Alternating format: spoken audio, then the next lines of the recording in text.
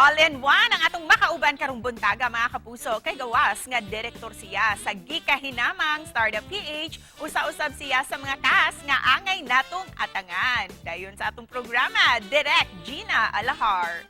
Mayong buntag, maupay nga aga Direk Gina. Welcome po sa GMA Regional TV Live. Hello, Cecil. Maayong buntag. Maupay nga aga sa iyo at sa iyong mga televiewers dito sa Regional TV, GMA Regional TV Live. Magandang umaga sa inyong lahat.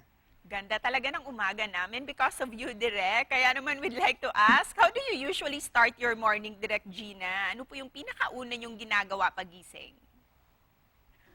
Okay, since I'm a night person, so late ako nagigising sa umaga. So usually it's my grandchildren who would come in my room and wake me up and to call me for lunch. So a little cuddle kami ng konti and ganyan. And then a little thank you Lord for a good night's sleep. And of course, Direk Gina, bilang isa ka sa mga pillars ng showbiz industry, ano po yung advice nyo sa mga nagsa-start up, yung mga nagsisimula pa lang sa industriyang ito? Okay, depende yan. Depende yan sa edad nila, Cecil. If they're starting their career, sa mga 20 up na sila, yung ganyan, so siguro nakatapos na sila ng pag-aaral yan, ganyan, or baka, baka may course na sila sa college, yung ganyan. I mean, follow their dreams. Gawin nila kung ano yung kailangan nilang gawin. And of course,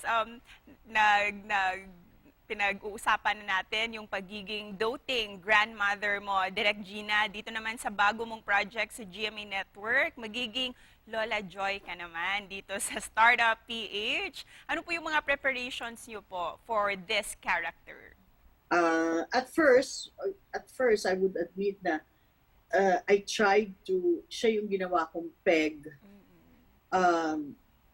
Kailangan, ginawa ko siyang model para doon sa characterization ko as Lola Joy. With this Philippine adaptation ng Startup PH, ano po yung makukuha ng mga lessons ng ating mga viewers when they watch Startup PH? Well, Startup PH is not only a romantic love story.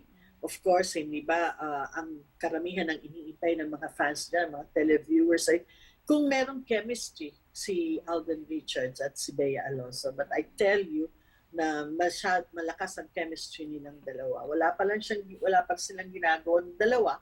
Hindi pa sila nagkikiss, nagtititigan lang, magkaharap lang. Pag ako nanonood, pagkasama nila ako sa eksena, kinikilig na ako. And then, ang lesson naman sa mapapanood nila, it's a family-oriented drama. Forgiveness, unang-una.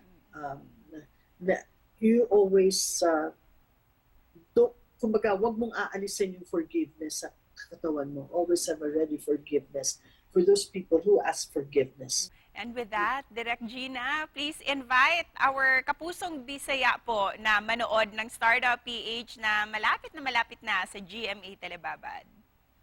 Yes, mga kaibigan, mga kababayan, mga avid viewers ng GMA Regional TV Live, sa lahat ng audience ni Cecil, iniimbita ko po kayo, malapit na, we will announce the date.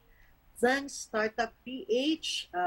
Abangan niyo po sa GMA 7. Daghang salamat. Daghang salamat, Cecil. Daghang salamat.